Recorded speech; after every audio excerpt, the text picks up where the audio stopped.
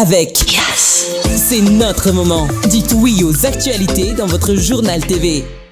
Partout où vous êtes, étudiez depuis chez vous. Rejoignez la formation à distance de l'UPRIM. UPRIM Manuchawanao ni Vavao. Université privée de Madagascar. El Mondes est sur un résultat exceptionnel.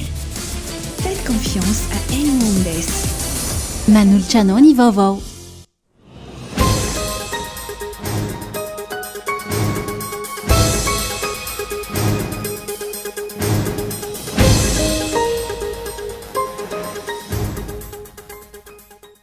Dimampolo taona teo ariany nafatesany kolonely Ratsimandrava.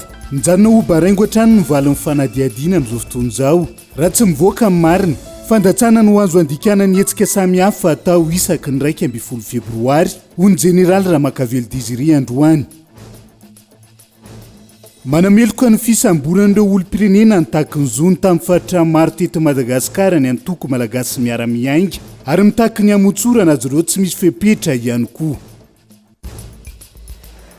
Larana fa 700 amin'ireo firenena 200 indray no misy antsika amin'izao fotoana izao araka ny IPC 422 androany, noty izay azo hitarafana fa mbola misy hatrany ady amin'ny kolikoly eto amintsika.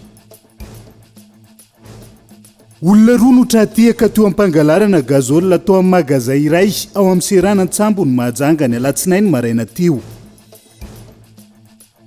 Raikitra ny ady arabaritra eo amin'ny vondrona Europianina sy Etazonia amin'izao fotoana, taorian'ny fanambaran'ny filoha Amerikanina ny fametrahana habatseranana 520 isanjato ho an'ny visy ny aloha miditra ny antoerana. Miantso ny vondrona Europianina indray fepetra mifanaraka amin'izay ihany koa ny filohan'ny komisiona Europianina ny antsipirian'izay.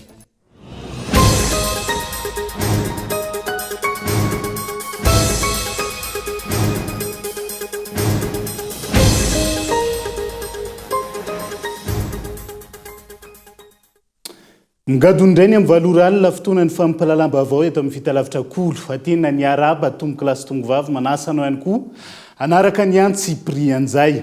50 taona teorian'ny nafatesany kolonely Richard Ratsimandrava. Mijarina ho baraingo hatrany ny avalany fanadiadiana amin'izao fotoana izao, tsy misy manosy sy mampiatra ireo foto-kevitra ny joroana, hoy ny Jeneraly Ramakavelo Désiré, izay mpiara-miasa sakaiky taminy. Raha tsy mivoaka ny marina mahakasika izay, fandatsana no azo andikana ny hetsika samihafa atao isaky ny 12 febroary, raha ny fanio-kevitra azo tamin'ity androan'ity. Gabain loa.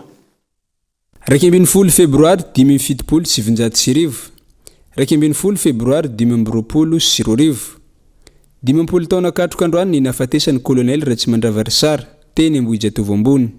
Nisy araka izany ny fotoam-pahatserovana sy fanomezam-boninahitry azy teny Ambohijatovo ny maraina teo.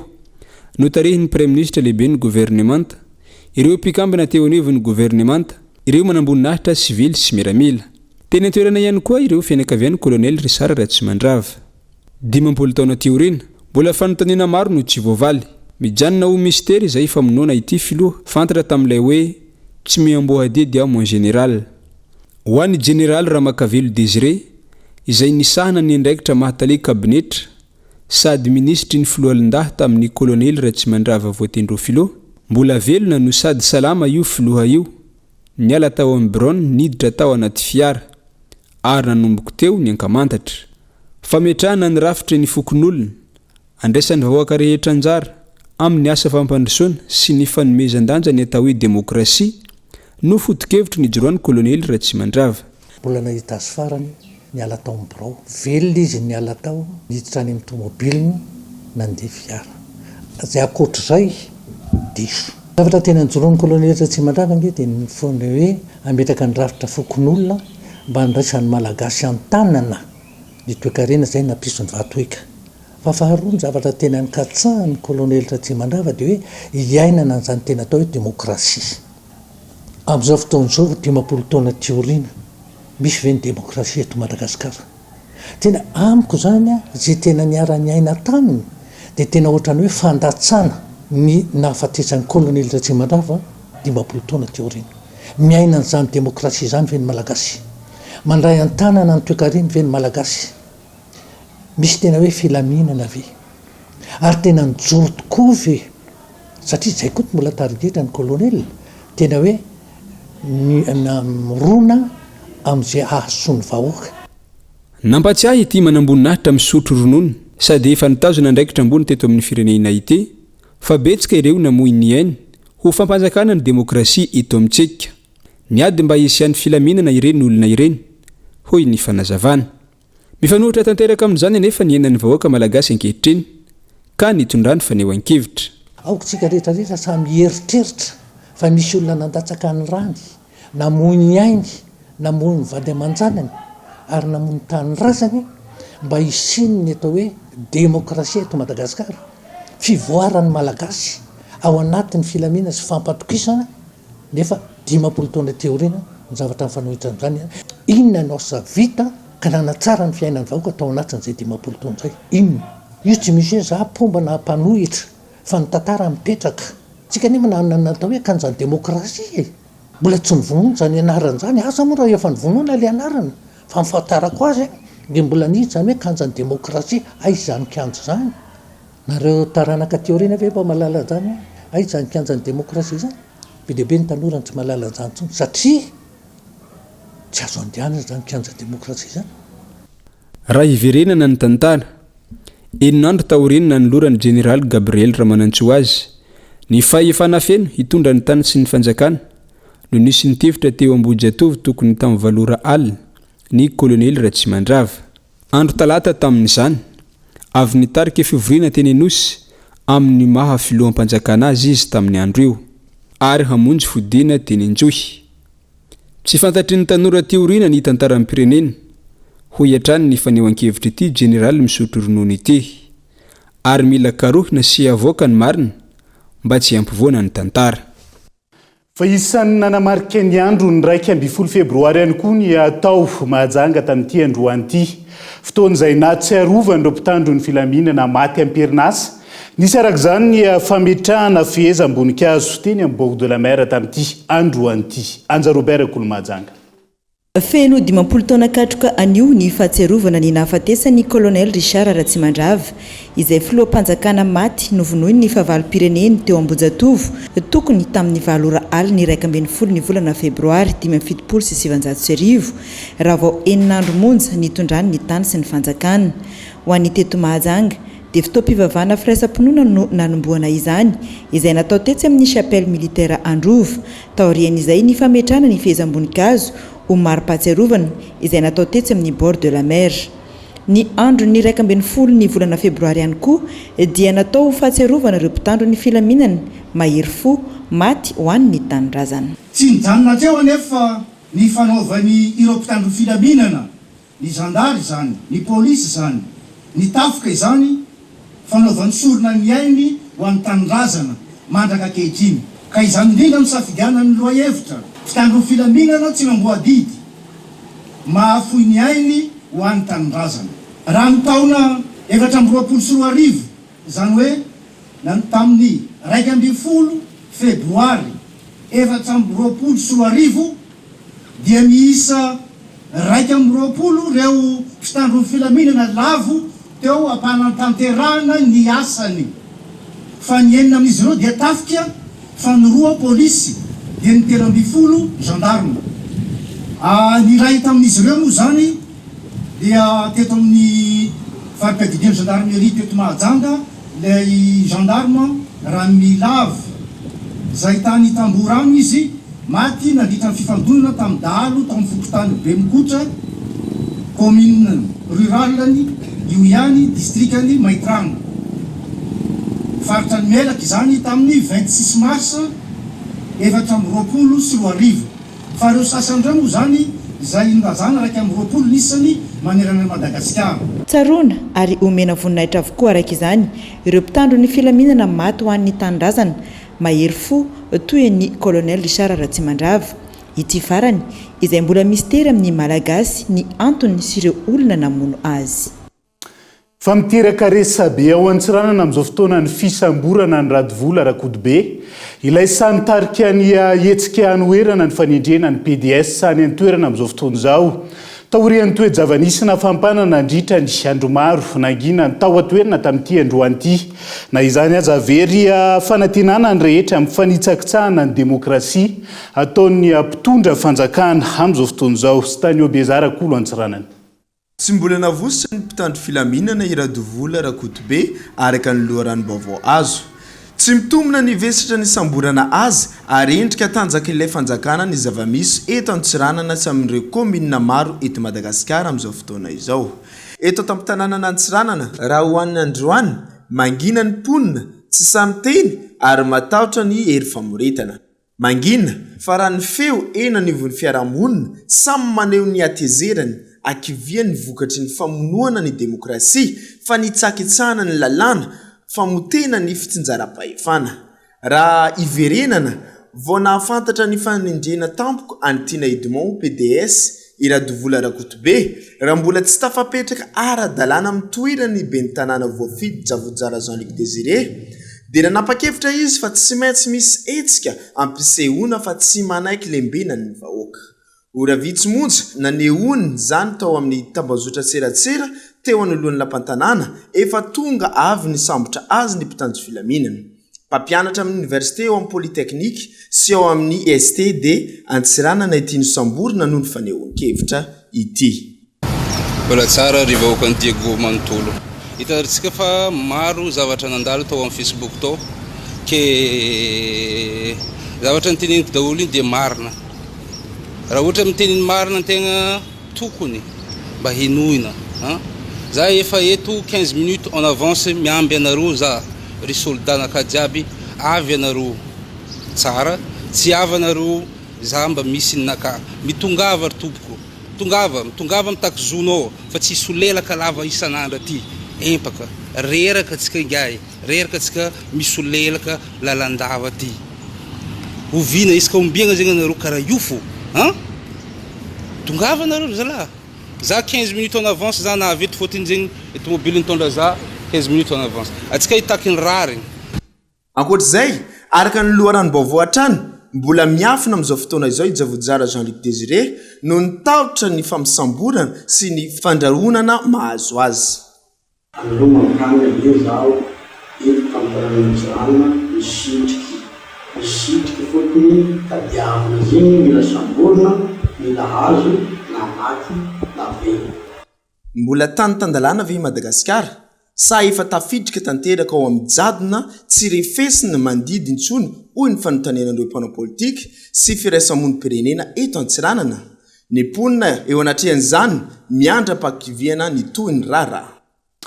Voahososi ny demokrasia sy ny fahafahana maneho hevitra eto amin'ny firenena amin'izao fotoana izao tsy mifanaraka amin'ny zo sy ny lalàna nankatoavana ho ny mpamakafaka ara-politika nanaovana fanadihadiana. Raha mpitondra matanjaka sy mahazaka demokrasia tsy tokony hanakana sy andrahona ary sambatra izay rehetra maneho hevitra eto amin'ny firenena raha ny fanehoan-kevitra hatrany tamin'ity androan'ity tsy aro rasoa arivelo. Misesesy ary mahazovana tatoato ny endrika fanampenam-bava sy antsojay amin'ny endriny samihafa atao ny fitondrana. Amangina andro vitsy ny eto Antananarivo manao nataony indrainy ireo mpitandro filaminana amin'ny azalambo any amin'ireo faritra hafa raha tsy laza fa tsy nitranga ny Vatomandry, Antsiranana sy ny maro hafa. Tranga izay manitsakitsaka ny asin'ny demokrasia sy ny fahalalahana maneho hevitra eto amintsika ho ny fanehoan-kevitry ny mpamakafaka politika. Ny tantaratra zany zao fa tsy misy mihitsy le fahalalahana miteny eto manamafy zany ny voalaza ny zareo tany Genève momba Madagasikara dia mampalahelo vahoaka manao hevy ny tany faritra Atsinanana iny voangina teo ary navakivava mihitsy sy nasosotra ny ary nampalahelo ny solombavam-bahoaka avy any Vatomandry hoe aiza le demokrasia ka rehefa olo ohatran'ireny no miteny zay tao ny gouvernemanta teo aloha dia verina ngamba efa tena mihoatra ny tokony ho izy dia tsy haintsony mihitsy hoe ahoana marina no misy atao amintsika eto ka zay no hevitra fa diso lalana ary zareo ary vao mainky zany mahatonga ny vahoaka ho hafana fo be ampo. Amalona ilay fanambarany lehibe ny prefektura n'Antananarivo mikasika ny fangatahana fahazon-dalàna manokana amin'ny fivoriana ara-politika na anaty trano na ivelany. Marika ny fanaparam-pahefana zany raha ny fanazavana hatrany. Ohatran'ny vao mihitsy ny sain-jareo amin'ilay fanonganam-panjakana ka milaza hevitra sy milaza mihitsy hoe fanonganam-panjakana manao zao ny manomana ny fitondrana reo ary ny tena azo teo manakorotana ny fitondrana satria aory zareo miresaka hoe sambory ro mpanohatry reo sala am'izao azavela am'teny azavela aminao zao zany angambany ataonay hoe mampiozongozona ny fitondrana satria mamendrika ratsy ny fitondrana zany nefa reny malalaka tsy mangataka lalana mamory sy ny sisaka ko satria nareo tsy mamelana itsony ivory anaty trano dia manosika anay anao akolaka andanina makeny amin'ny arabe dia efa mazava fa efa eny amin'ny arabe zany dia hevitra izy fa hoe tsoponitsika fotsiny ireo dia hitantsika eo moa ny tantarany tsara rehefa aveo tsy miatra ny lalàna eto amintsika na eo aza ny fifanarahana irasan'ny pirenena mikasika ny fahazahoana maneho hevitra sy milaza ny zava-misy marina raha-mpitondra lanim-bahoaka marina tsy tokony atahotra fanehoan-kevitra sy hitsikera ho hiatrany ny fanazavana ny fanampianam-bava ny vahoaka izay ahina hivadika zavatra tsy ampozina eto amin'ny firenena raha tsy mahay makalesona ny fanjakana ho hiatrany ny fanazavana Zay fanajana ny demokrasia sy ny tanitandalana eto amin'ny firenena izay hatrany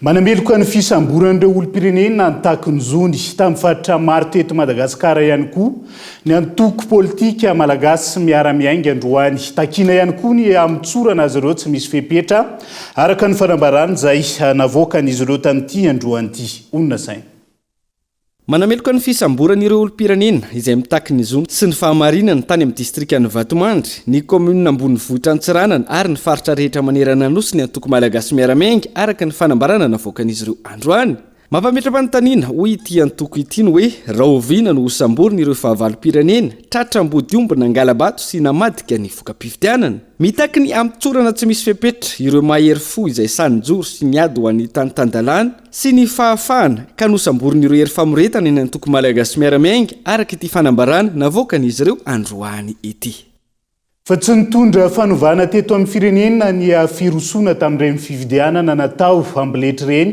fa vao maikanana mafy ny fahorim-bahoaka raha ny fanehoan-kevitry ny antoko politika maheva androany vahoaka malagasy izay tokony ho tonga saina tsy anaiko lalao vao mpitondra fanjakana ka hivarotra fanano ny fantrana eo anatrehan'izay Daniela Minortso voaporofo izao fa saritsary-pifidianana avokoa ireny no tanterana teto amin'ny firenena ireny fanovana safidim-bahoaka no nisy fa tsy fanovana ny fiainam-bahoaka araka ny nandrendraina ho ny mpanao politika na no ny heviny ny mpitondra fanjakana ankehitriny izay vao maika manampitrotraka ny fahorim-bahoaka raha tokony hitady vahaolana mahana izao olana menjady amin'ny firenena izao raha ny fanazavana ny fahaseranana eto amin'ny tany sy ny firenena efa miopapana ny amin'ny sosialy indrindrindrindra tsy fandriampahalemana izao koa mbola ampina n'ity resaka tsy fatomomboana ny fifidianana ty dia samy ifanenjinenjika sy ienjandro entiny tady ka dia miantso ny mpitondra fanjakana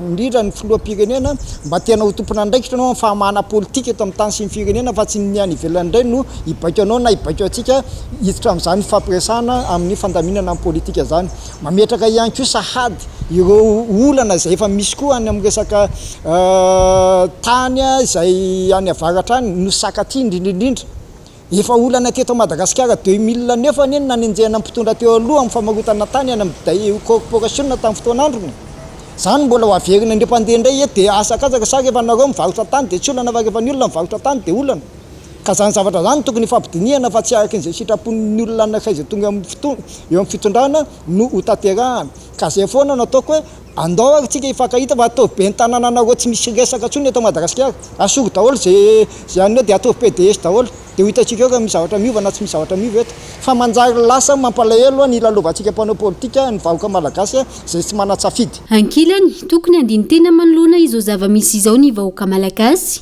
tsy anaika atao fitaovana politika ka hivarotra fanano ny fahasairanana ny akamaroan'ny mponina izay lasa raroty ny mpitondra fanjakana ankehitriny zatraka tolotolotra ka mitavandra fanampiana lava ny politika ny mpitondra kilan'izay mibaribary fa tsy hitondra tombotsoa ny vahoaka malagasy zao le tiako tenena foana hoe expédition des affaires courantes no hita eto Madagasikara fa tsy misy mihitsy zany ataontsika hoe tena foto-kevitra sy programme misy tombotsoan'ny firenena malagasy ny vahoaka malagasy mba ho lavitezaka mihitsy fa dia ny zavatra hita zany eto raha za mijery an'izy dia zao le ataontsika hoe sophisme fotsiny sofisme fotsiny zany hoe zavatra ivelambelona amin'ny fotsiny fa tsy misy zavatra ho tombontsoan'ny malagasy mba miangavy any mpitondra misiny a mba tena ataovy zay manana amin'ny maizy azy mivahoaka amin'ny lafiny sosialy a fa tena potikaka manjary lasa vegivegy atsika fotsiny ny vahoaka ny fahasahiranana ny fahantrana izay ienana andavanandro efa tsy hitantsony izay anaovana azy a nefa mbola poteantsika amin'ity resaka fanaovana politika. Raha izao zava-mitranga eto amin'ny firenena izao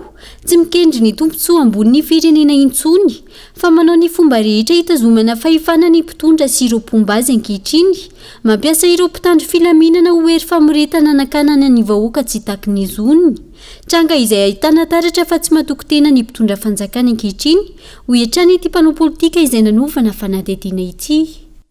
Tonga to anatin'ny fotoana ny doka vetivetsika aza misaraka aminay ary.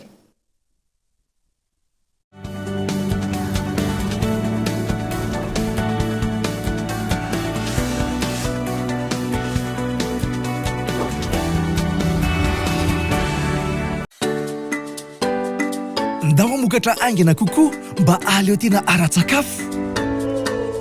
Ampiasao ny motoculteur manana tanjaka ilainao sady mora kojakotsaina ampiarao amin'ny remorque mahazaka hatramin'ny 5 tonnes.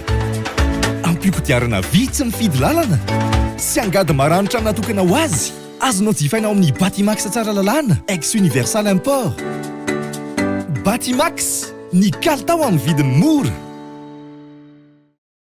UPRIM, Université privée de Madagascar. La formation à distance de l'UPRIM, pratique, fiable, efficace. Étudiez à votre rythme, où que vous soyez et quand vous voulez. Vous êtes en quête d'une promotion professionnelle? Vous êtes fonctionnaire visant un reclassement? Vous pouvez travailler et étudier en même temps pour viser votre diplôme à travers le téléenseignement de l'UPRIM. Licence, Master 1 et Master 2.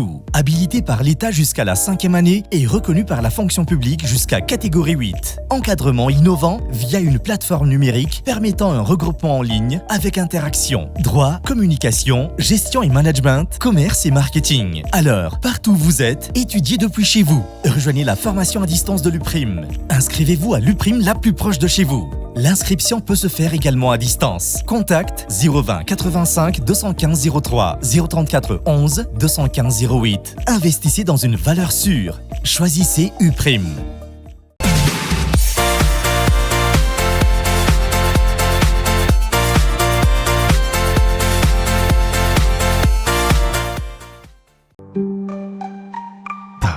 Mail avec appui. Titis connexion Titas. Denise Moussadadilov Mirin. Ah, le bêtise à nouvelle recherche. Msutchan V1 Chunje. Souk fait Mariansan. Pi puissance à S moins 1 fois sinus de pi. Mila me télécharge fiche fa trop bêti mi artorti. Ji, fa les resources à refa ou tenekwe à pitcha fibrine. Fibrine, tulcha vava beanias 49 000 ariary fotsiny dia efa manana fibre optique ao an-trano sady maimay bona ny équipement sy ny installation 49 000 ariary oa tonga va aingana eny amin'ny asa tao akaiky anao. Yes.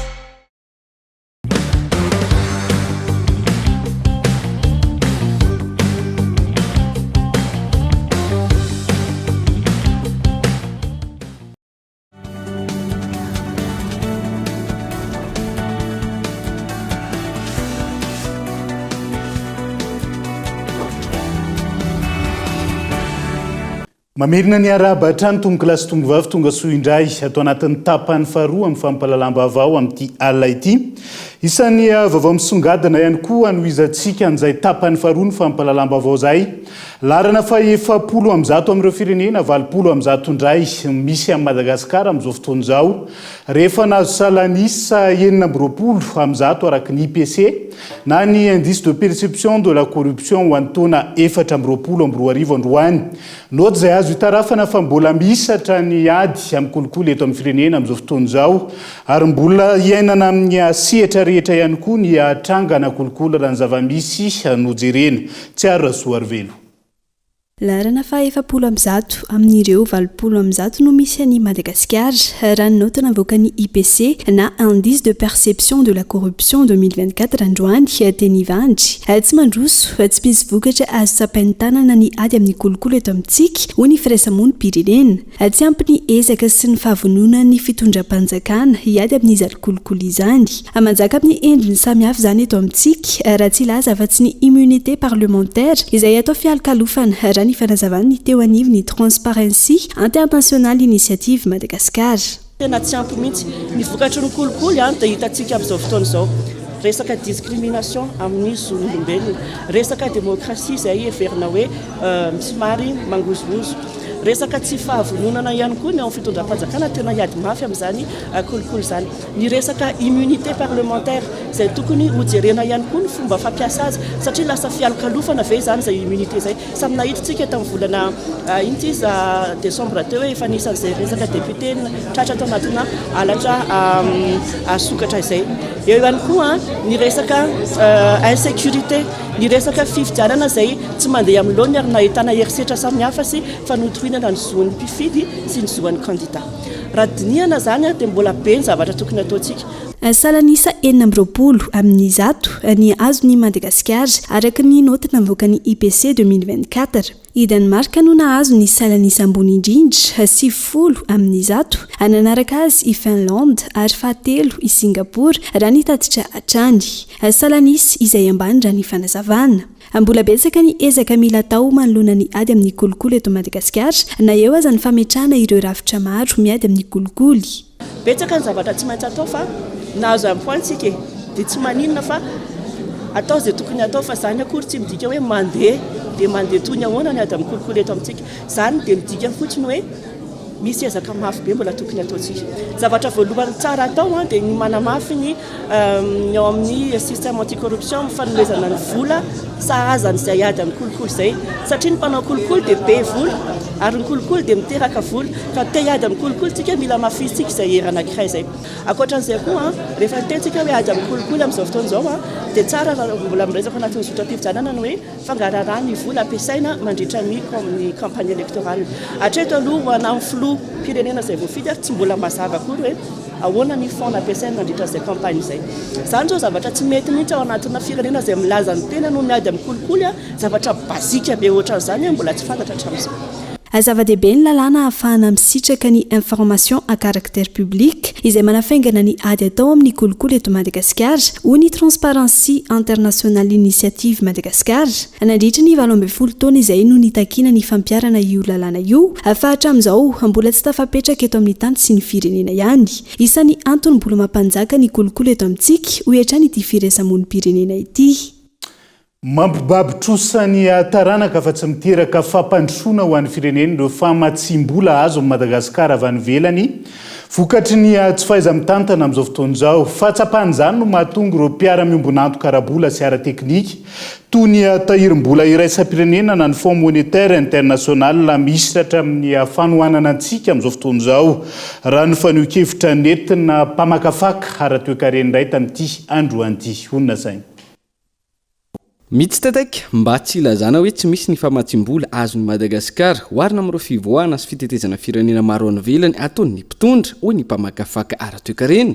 Tsy maharesy lahatra ireo mpiara-miombonanto karabola sy ara-teknika intsony ny fomba fitantanana sy fampiasana ny fitondram-panjakana ny vola omeny izy ireo raha tsy ilaza afa-tsy ny Fonds monétaire international izay tokony amoaka ny facilité élargie de crédit sy ny facilité pour la résilience et la durabilité na ny FRD.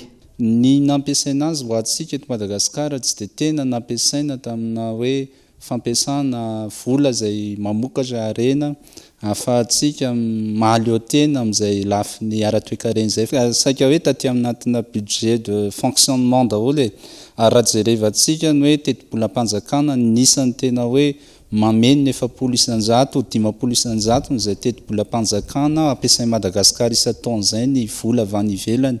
Anisan'ny tsy ahafahan'i Madagasikara mihetsika mihitsy amin'izay resaka investissement izay. Ny tena marina ao anatina hoe zava-misy tahaka ny mahazo amin'ny Madagasikara zao zany ny vola izay heverintsika hoe tsy hosainany amin'ireo mpamatsy vola, ireo bailleurs traditionnels ireo dia vola tokony hoentina hanomronana izay asa mironan-karena afa Madagasikara hoe misandratra sy manana ny fahaleovan-tenany amin'izay resaka toe-karena zay. Politika ny andrakandrana sy ankamehana lava no misy eto hoy hatrany ny faneho-kevitra ka mahatonga izao zava-misy izao.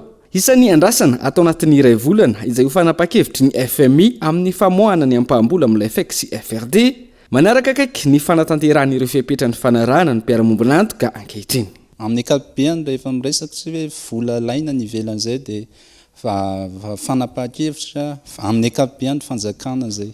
Rehefa mbola tsy manana mpitondra toteny, rehefa mbola tsy manana mpitondra zany tena mijery an'izay hoe inona ny asoan'ny toe-karena zay Madagasikara dia mbola tahaka ny teo aloha nefa nisy teo aloha ihany ny ampiasaintsika an'izay vola izay vola indramina nefa lany amina rendrarenja tsy hoentina amokarana ihany koa. Raha ny zava-misy zany heverina amin'izao fotoan'izao, raha zay efa nisy teo aloha sy mbola misy amin'izay fotoan'izay mbola tsy azo heverina mihitsy zany ahafahan'i Madagasikara ho afaka amin'ny otsosa zay efa manandevo antsika io ary nefa raha Madagasikara moa ratsiratsy andry tahaka ny Mayotte zao ne hitantsika fa ny safidy ny vahoaka tao aminy lasa départementa frantsay izy. Nefa raha ny firenena pays pauvre très endetté tahaka ny Madagasikara zao zany ho very mihitsy le mahizy anazy, ho very le kolotsaina, ho very le mahakasika anazy ray manontolo ka mety ho mora ho an'ny firenena vahiny aza misy ane zany fa efa karatsy be zay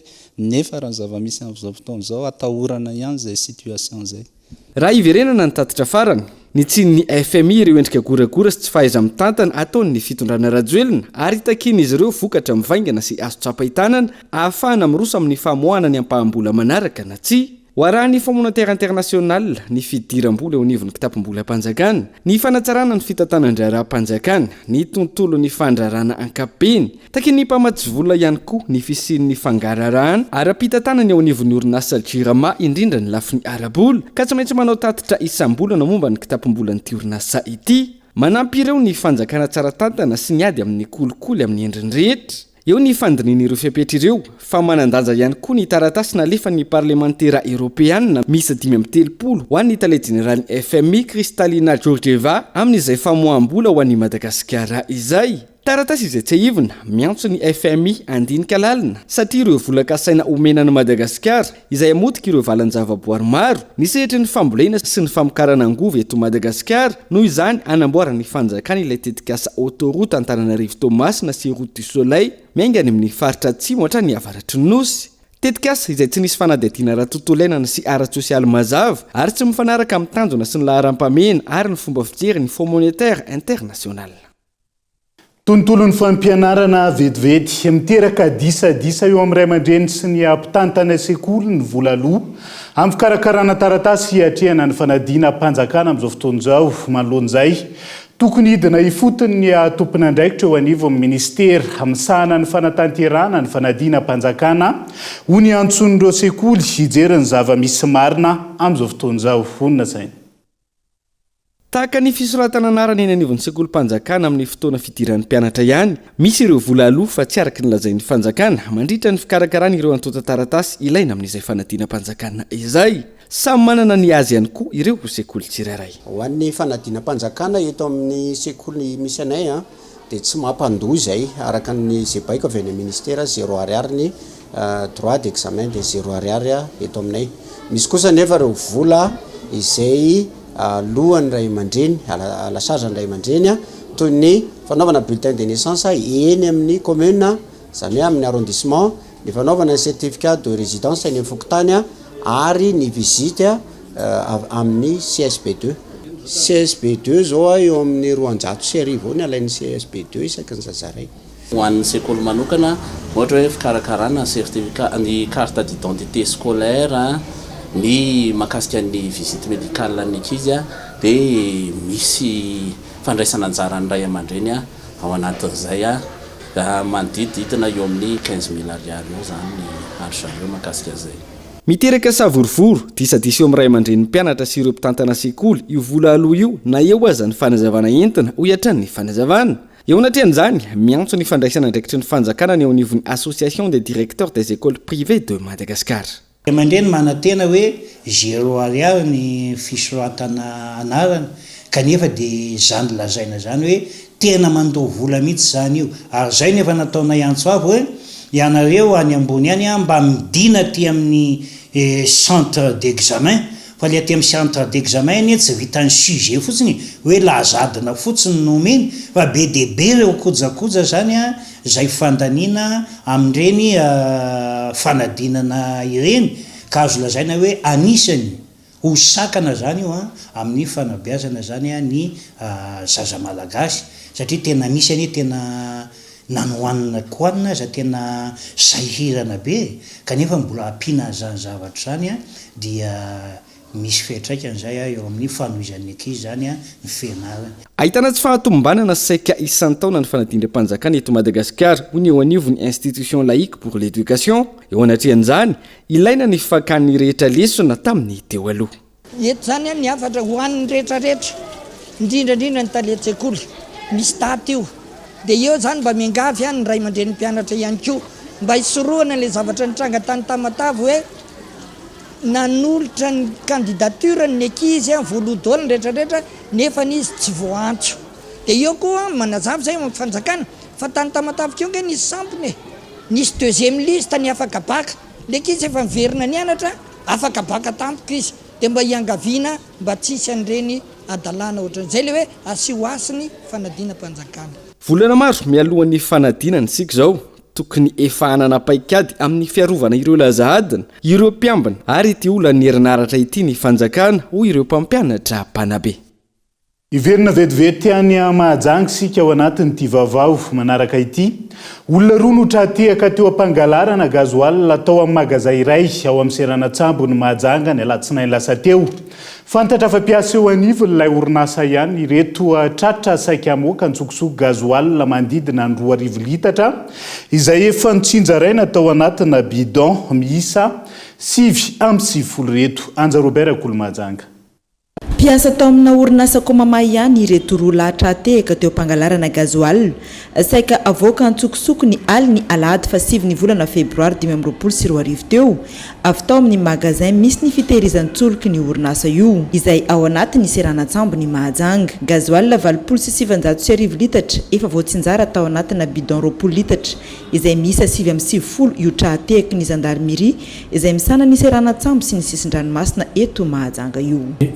Nenay io toerana io mandra-parainy andro dia rehefa tokotokony teo amin'ny 10 teo zany ny antso an'ireo tompony andraikitra ny SEMS sy Komama ny tenako dia mba hanao verification ny ao anaty magasin satria ny tafahatongavanay tarida ohatrany fa misy zavatra mampiahiahy zany teo an-toerana dia nifindra tao amin'ny magasin Komama atelier tao rehefa tonga tao zahay dia nahatsapa fa misy zerikanina maro be feno gazoaly izay tsy nihiny Komama zerikanina izay mihisa 7 bidon jaune feno gazoaly zay zany hita tao amin'io magasin io dia mbola nitohy ihany le fisavagna le trano nidira nitsenjerena zany le coin jiaby satria misy tomobily maro be ao dia tratra tao amin'izay zany le bandy anakiroa le olombelona zany misy olombelona anakiroa zany tratra tao ary tsara marina fa niditra tao rango tamin'ny alina reo olona reo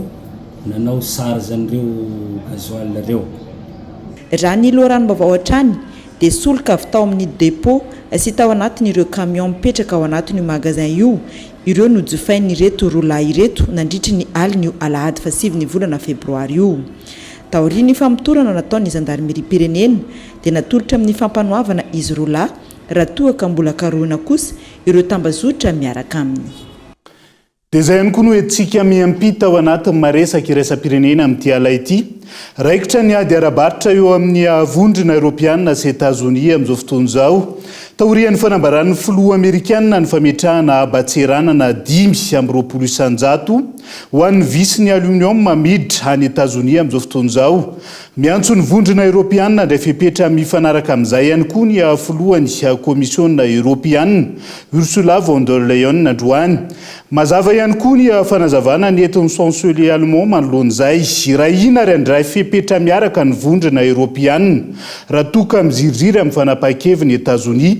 Io abatseranana 5 amby 20 io izay tokony hatra manomboka ny 12 martsa ho avy izao araka ny didim-panjakana ny soniavo ny filoha Amerikana ny alahady lasa teo. Dia izay ihany koa no entina manakatona ny fampahalalam-baovao tamin'ity ala ity. Naiza misy anao ankasitrahako hatrany ianao nanaraka ny fampahalalam-baovao hatramin'ny farany veloma tompoko.